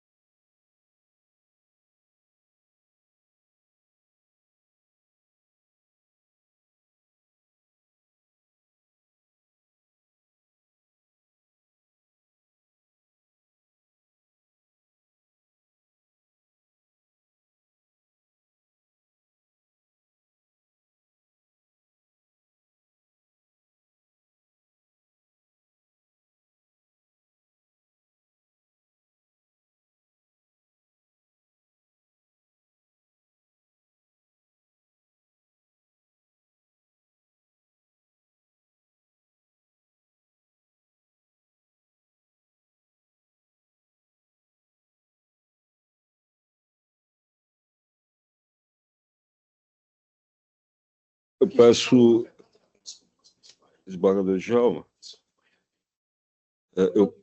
eu peço desculpa aos colegas por essa minha saída repentina, mesmo problema do fórum. Ou seja, nossos colegas da Câmara Criminal já chegou, né? E nós ainda temos 5 pendências. Me perdoe também, desembargador Jaime, especificamente a ele, porque ele ainda estava com a palavra quando eu me ausentei. A desembargadora Silvia estava aqui à porta. Né? Pois não, mantido o voto visto do desembargador Jaime. Você vai esquecer de manifestar? Quero, presidente, eu quero manifestar rapidamente em razão da hora aí do... Eu fui recebido Aliás, fui recebido, não, desculpa, eu recebi no meu gabinete, ainda era no fórum, a dona Marina Moreira Cavalcante e o seu... Eu não me lembro se era um advogado ou uma advogada que me expuseram todos os fatos do processo. Então, eu já examinei esse processo antes do primeiro julgamento, da primeira reunião de julgamento. Depois, no julgamento, o desembargador André proferiu o seu voto e eu já examinei novamente. E aí o desembargador Jaime proferiu o seu voto e eu tornei a examinar. Acompanhei o desembargador André e eu queria dizer, nesse momento, que eu ratifico o meu voto, onde eu acompanhei o André. Eu quero destacar algumas coisas. Esse processo é complexo e simples. Porque todo o quê da questão é saber se o pacto antinupcial vale ou se não vale. Se vale, está resolvido. Se não vale, a questão é absolutamente outra. Né? E o André foi muito feliz quando ele disse o seguinte: o que é combinado não é caro. Né? Então, tudo foi previamente combinado. As coisas foram devidamente colocadas. E não colocadas, como dizia os cabas da minha Itapipoca, bocalmente, entre aspas, né? Mas foram combinadas por escrito, em um contrato antinupcial. Então, eu não vejo. Se essa senhora, eu vou até fazer aqui um comparativo, pegar o absurdo para justificar o lógico. Se ela tivesse nascido lá no Pirambu, morasse numa casinha de 4 metros por 7, e conhecesse esse rapaz num show e começasse a namorar e dissesse, não, se eu casar com ele, eu vou morar na beira-mar, eu vou morar num lugar melhor, não me importa bens, eu quero aí, então vou fazer esse contrato de qualquer maneira, a gente poderia reanalisar esse contrato. Se ela ainda fosse uma pessoa sem experiência, apesar de ter... não, ela morava bem, que ela morava na aldeota, né? Não era a pessoa que morava lá numa casinha humilde do Pirambu. Morava bem. Então, não é esse fator que pode fazer a gente reanalisar esse contrato. Se ela ainda fosse uma pessoa sem conhecimento, uma pessoa sem um grau de instrução que pudesse dizer, não, ela foi levada a assinar um contrato sem ter conhecimento, né, das razões, dos motivos, das implicações futuras desse contrato. Não. Ela era uma pessoa que já era empresária. Ela tinha também uma empresa. E como destacou o desembargador André, o contrato protege não só o marido, mas também protege a ela, né? O contrato tem interferência nas duas situações patrimoniais, né? Então, eu não vejo onde é que a gente poderia entender que há uma agressão patrimonial, não vejo. E não vejo também motivo, juridicamente falando, para se desconstituir o pacto. Se eu tivesse aqui um fundamento para desconstituir o pacto, mas eu, sinceramente, não vejo, né? Porque as coisas foram colocadas claramente. E o André destacou com propriedade que os pais dela, se eu não me engano, se eu estiver enganado, André, você pode me corrigir, que o pai dela é advogado. E o pai e a mãe também tiveram conhecimento do contrato, declararam, né? Está declarado no processo o conhecimento do pai e da mãe. Quer dizer, ainda que ela fosse uma pessoa que não tivesse uma visão do mundo que lhe permitisse, mas o pai teria. E o pai examinou o contrato e seguramente diria, não assine, minha filha. Esse contrato vai lhe prejudicar terrivelmente, não assine. Mas não. Foi combinado, foi colocado e foi aceito. Então, não vejo hoje como a gente discutir a gente pode, mas desfazer esse contrato. Por isso que eu peço todas as venhas ao meu grande amigo Jaime Medeiros Neto, meu colega de concurso, por quem eu tenho um carinho e admiração especialíssima, mas eu reafirmo o meu voto acompanhando o voto do desembargador André e as considerações lançadas na presente sessão. É como voto, desembargador Evandro Nogueira Lima. Excelência, eu gostaria só de sair mais uma vez em defesa, não agora das partes, mas o glorioso bairro do Pirambu, né? O bairro de Nossa Senhora das Graças, o pôr do sol mais bonito de Fortaleza, né? de pessoas de sensibilidade, inclusive artística, dali saiu o nosso Chico da Silva.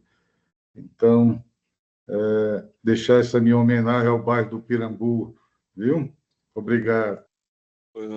Desembargador Jaime, desculpe, presidente, eu interferi. Desembargador Jaime, doutor Juraci Magalhães, meu grande amigo, meu chefe, que me ajudou muito no começo da minha vida, ele era apaixonado pela Barra do Ceará. Por extensão, pelo Pirambu. Né? Ele fez a ponte e pretendia fazer a Avenida Litorânea, o projeto é dele.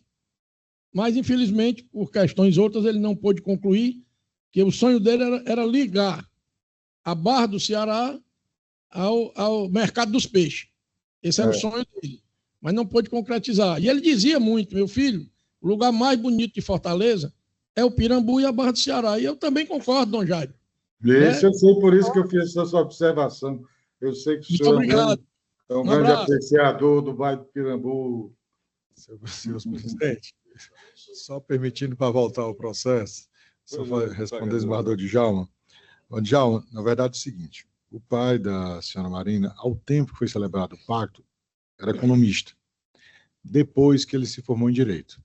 Tá? Mas ao tempo ele já era economista, chegou a ser superintendente da Caixa, foi a mãe. Então, assim, em resumo, ninguém nega sobre o desconhecimento disso. Tá? Inclusive, os pais disseram, tipo, você vai assinar mesmo? Não, pode ser assim, isso aqui, não, estamos concordando. E foi excluído patrimônio de um lado e patrimônio de outro. Só para esclarecer isso aí. Obrigado, senador Djalma. Pois não, desembargador André. Em não havendo unanimidade entre os julgadores, o julgamento prosseguir-se-á na forma do artigo 942 do Código de Processo Civil. 17 de junho, quando retorna o desembargador André das férias. Perfeito, desembargador. Só a particularidade, não vou adiantar voto aqui, mas eu achei interessante. Esse processo eu não participei nos julgamentos anteriores, e até provocado pelos advogados das partes, apesar do pouco tempo que tive, a doutora Roberta, eu não recordo o nome da doutora Larissa, me procuraram, salvo engano, no mesmo dia, eu recebi ambas, e desembargador André, coincidentemente, ontem esbarrei com várias teses levantadas. Acho que estávamos estudando pelo mesmo livro ou pela mesma cartilha. Coisa bem interessante. Tópicos que o senhor citou hoje, que ontem eu estava, mesmo ainda não apto a proferir voto nesse processo, mas já colhendo algumas ideias. Então, o julgamento prosseguirá no próximo dia 17/6 do corrente ano.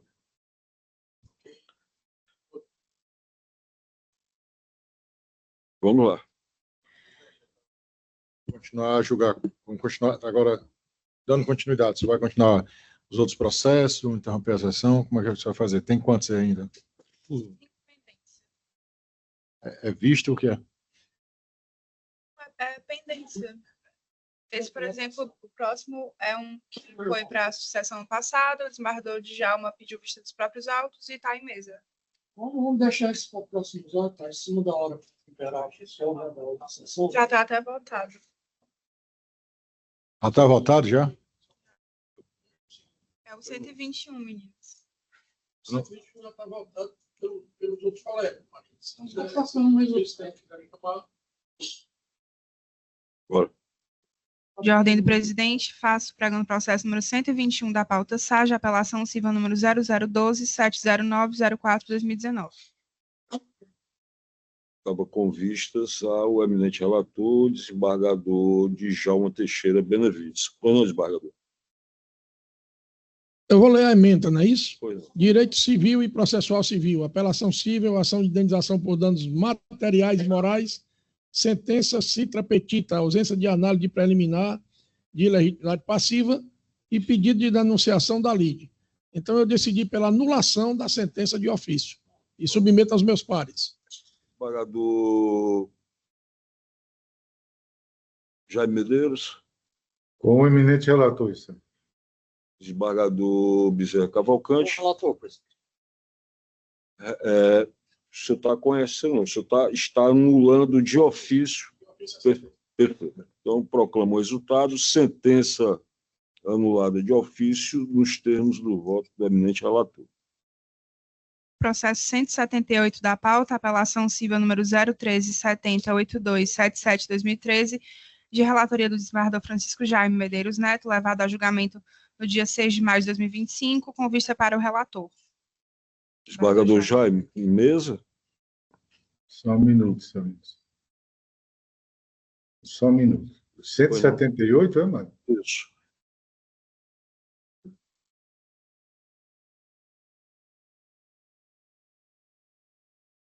Ah, pois não.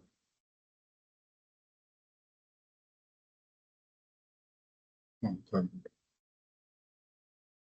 A leitura da ementa, senhor? Pois não, desembargador. Eu examinei os pormenores que foram trazidos, né, em sustentação e entendi pela manutenção do voto. Direito processual civil, apelação civil, cédula de crédito rural, extinção da execução por inexigibilidade do título, reconhecida em embargos à execução. Prorrogação da dívida com fundamento na resolução CMN número 4211/2013. Direito subjetivo do mutuário, súmula 298 do STJ, em subsistência do título, extinção da execução mantida, honorários advocatícios, responsabilidade de cada parte, aplicação do artigo 12 da Lei 13.340 de 16, reforma parcial da sentença. É o voto, Excelência. Perfeito. Desembargador Bezerra. Relator, presidente. Eu também ratifico o voto provisório que lancei no sistema e proclamo o resultado. Recurso conhecido e parcialmente provido. Não. Vamos ver aqui. Execução, responsabilidade de cada parte, aplicação. E parcialmente provido nos termos do voto do eminente relator.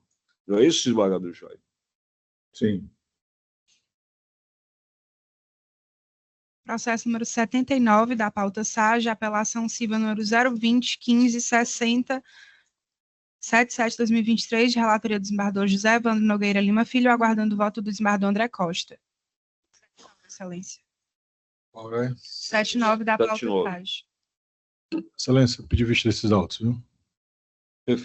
Vistas ao Também, desembargador repete. André Costa.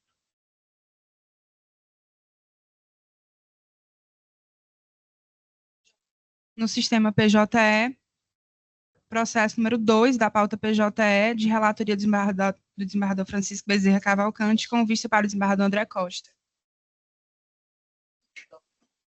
2 da pauta PJE, Excelência. Já foi julgado. Eu acho que o desembargador André já votou.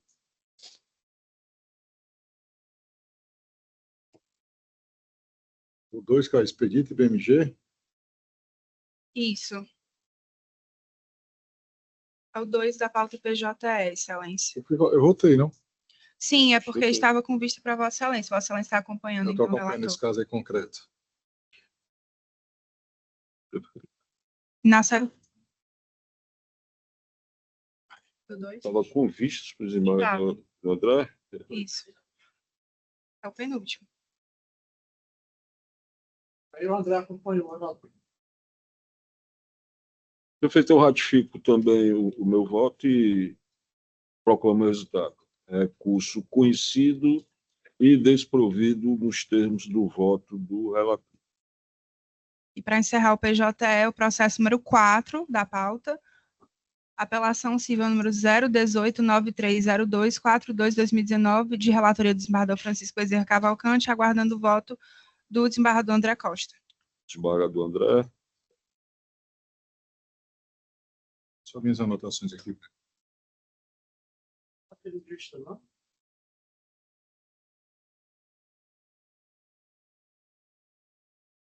Acompanhando, Excelência.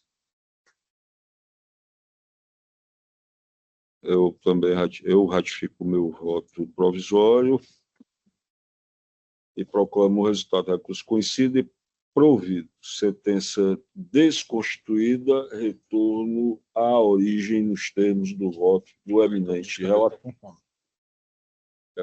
Vou tomar o último hoje. Pronto, encerrado a pauta dos julgamentos de hoje. Eu queria...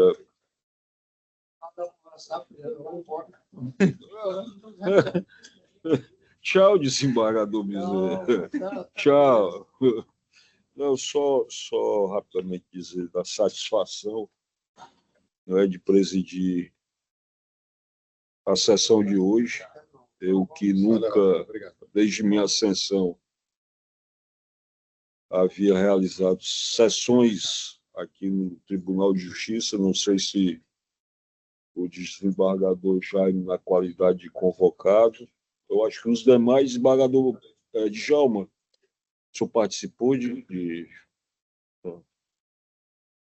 e agradecer. É verdade, minha primeira sessão, né?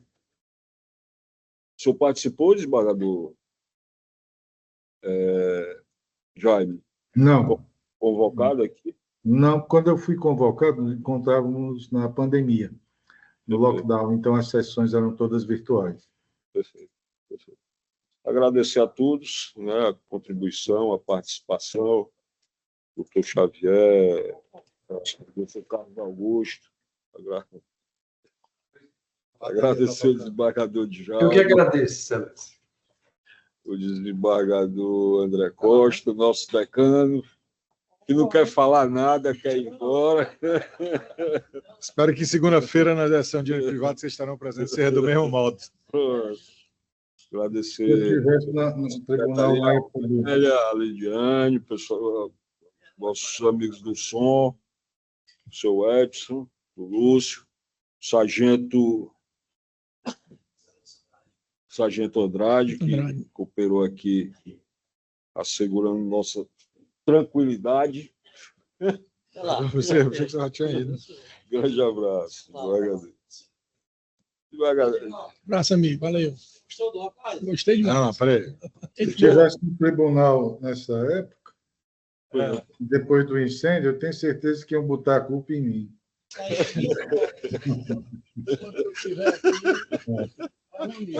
Desembargador André. Badolso, eu vou ser bem objetivo, cumprimentar a todos e todas aqui presentes, dizer que, para mim, é uma alegria. É a primeira vez, como desembargador, que estou fazendo a sessão aqui no tribunal. No último dia 28 de abril, eu completei 3 anos que fui nomeado desembargador. Tomei posse como desembargador do Tribunal de Justiça do Estado do Ceará, que para mim continua sendo uma alegria, uma honra e uma grande responsabilidade. Cumprimentar o representante do Ministério Público, representante da Defensoria, nós, colegas desembargadores, desejar a todos uma ótima semana. Como já é público notório, eu estou saindo de férias depois de amanhã, e aí retorno às sessões no dia 17 de junho. Muito obrigado pela compreensão e desejo a todos muita saúde e uma ótima semana. Obrigado, desembargador André, desembargador Jaime. Parabenizar o desembargador André, né, pelo cumprimento desses anos já no tribunal, né, desejar a todos uma abençoada semana, não é? Acredito que quinta-feira estaremos juntos no órgão especial, no pleno. Não sei se já irá ocorrer, se o Tribunal Pleno já está pronto aí no... Não, desembargador, estivemos lá ontem, eu, desembargador André e desembargador Heráclito. Sim. Não há sequer previsão. Tá. A previsão mais próxima é para o ano. Vixe, Maria. Muito bem. Então, um grande abraço a todos. É verdade? Desembargador Djalma Benevides. Eu queria dizer do prazer, do grande prazer de estar fazendo essa sessão aqui no prédio do nosso queridíssimo Tribunal de Justiça. E eu queria destacar que, em todo o meu tempo de juiz, o desembargador Gleidson foi seu desembargador coordenador dos juizados especiais e conseguiu, com o presidente, trouxe todos os juízes do juizado especial para a gente fazer uma reunião no pleno do Tribunal de Justiça. E eu me sentei na frente daquele computador no pleno, e o desembargador Gleidson não sabe a honra que eu tive, né, em sentar naquela cadeira, né, que eu sonhava um dia ser dono de uma, né, mas Deus não quis que eu sentasse naquelas cadeiras, pois o prédio pegou fogo. Estamos reinaugurados, mas aguardando também que o pleno seja reinaugurado, que a gente possa fazer as nossas sessões no pleno, para a gente se sentir integralmente desembargador. Que eu costumo brincar e dizer que a gente está sendo desembargador por partes, né? Avançou uma parte, agora avançamos mais uma parte. Parabenizar o Evandro, sempre pela condução serena dos trabalhos, parabenizar a todos. Eu cheguei quase na hora, não pude abraçar ninguém, meu amigo Xavier, meu amigo particular do coração, desembargador André Costa, que disse uma palavra linda, vou estar de férias, né? Meu amigo Jaime também, que é a pessoa do coração, a nossa secretária, sempre muito distinta, minhas amigas aí do tribunal, sempre dando suporte a essa sessão, e o membro da gloriosa Polícia Militar, com quem sempre me ombreei no interior. Digo sempre isso, com muito orgulho, né? Sempre contei, e se eu resolvi o problema onde eu passei, eu agradeço muito a atuação da gloriosa Polícia Militar, porque tenho muitas ressalvas aos delegados de Polícia Civil, né? Então, deve ser gente boa, desembargador, porque é Andrade... Quando apareceu. Quando apareceu, verdade. Então, meus agradecimentos, um abraço, boa semana a todos. Procurador? Desculpa, Evandro, eu esqueci do nosso defensor público, meu amigo Carlos Augusto, com quem eu tenho porque eu tenho um carinho especialíssimo. Carlos Augusto, perdoe. Não, imagina. É porque eu não estava olhando para a tela e esqueci de Vossa Excelência. Sem problema. Obrigado. Não se sinta desprezado por ninguém. Com certeza, Excelência, com certeza, com certeza. Pode ter sido. Ninguém da Câmara.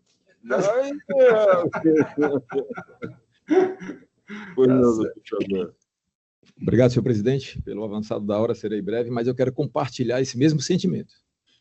E aí eu digo de Djalma, na época que trabalhei com ele no juizado especial, da 8ª unidade, no centro, né? Em alguns momentos a gente dividia esse sonho, né? Do desembargador de Djalma, né? Vamos chegar lá um dia, e a gente chegou e ainda coincidiu de trabalharmos juntos, que a gente também citava. Então, é um momento, né, de muita alegria, porque é o sonho. Eu imagino os senhores, né, filhos, né, da casa, né? Ou seja, chegar um dia aqui no prédio do Tribunal de Justiça do Estado do Ceará. Algumas vezes passava aqui como advogado, passava aqui também como promotor e sonhava, principalmente nessa vitrine, né, que é o plenário, né? É uma realização você chegar no desempenho da função, é muito marcante. Então, a gente torce para que essas etapas, essas partes sejam vencidas, né, desembargador Djalma, desembargador Evandro, desembargador, né, André, desembargador Jaime, né, e minha saudação aqui, né, a Marina, e também desejoso, na próxima sessão, de o colega defensor Carlos Augusto estar aqui do meu lado, porque daremos um jeito. Se nós estamos acostumados a vencer, doutor Carlos Augusto, é desafios, como os magistrados aqui. Então, só mais um a vencer. Obrigado, sem dúvida. Senhor. Obrigado, doutor Xavier. Eu acho que eu levo vantagem aqui sobre todos os outros, porque eu não sou só filho. Eu sou filho e neto da casa. Verdade. E pagador de Djalma, eu vou ter que segurar as emoções no dia que eu vier a participar do pleno. Eu vou ter que dar uma segurada aqui, né, para ver se não escorre nenhuma água pelo canto. Mas se escorrer, Excelência, vive o momento. É assim mesmo, né? Eu estou me curando, viu? Essa água escorre fácil. Doutor Carlos Augusto, me perdoe mais uma vez se houve algum incômodo, algum inconveniente da participação física de Vossa Excelência hoje aqui conosco. O senhor é muito bem-vindo, muito querido, não só por mim, eu falo isso pelos outros também, sem ter procuração por eles, viu? Mas no que nos for capaz de fazer, faremos para que qualquer problema seja contornado. Muito obrigado, Excelência. Eu agradeço a todos e a todas, principalmente a Vossa Excelência, presidente. Mas, como o desembargador André falou, essa foi só uma questão institucional. Foi uma orientação institucional, disseram para eu ficar remoto por conta dessa situação, mas eu tenho certeza, eu não tenho nenhuma dúvida que semana que vem eu estarei aí ao lado do doutor Xavier, ou então em outro lugar, mas eu estarei aí presencialmente, sem dúvida nenhuma. Agradeço demais as palavras, compreendo perfeitamente, já estou velho demais para essas coisas assim ficarem mal resolvidas, e eu tenho certeza que Vossa Excelência, desembargador José Evandro Nogueira Lima Filho, tem toda a boa vontade de resolver, e nós também da Defensoria. Mas foi uma questão institucional, eu tive que vir para cá e fiquei aqui fisicamente pertinho de vocês, mas de Vossa Excelência, mas não fui participar. Mas semana que vem, com certeza, estarei aí, com a graça de Deus. Boa semana a todos, muita paz e muita saúde, viu? Só corrigindo uma falha, também agradecer aqui a doutora Marina, que acredito que sem ela isso não funcionaria. Encerrada a sessão, boa tarde a todos. Boa tarde.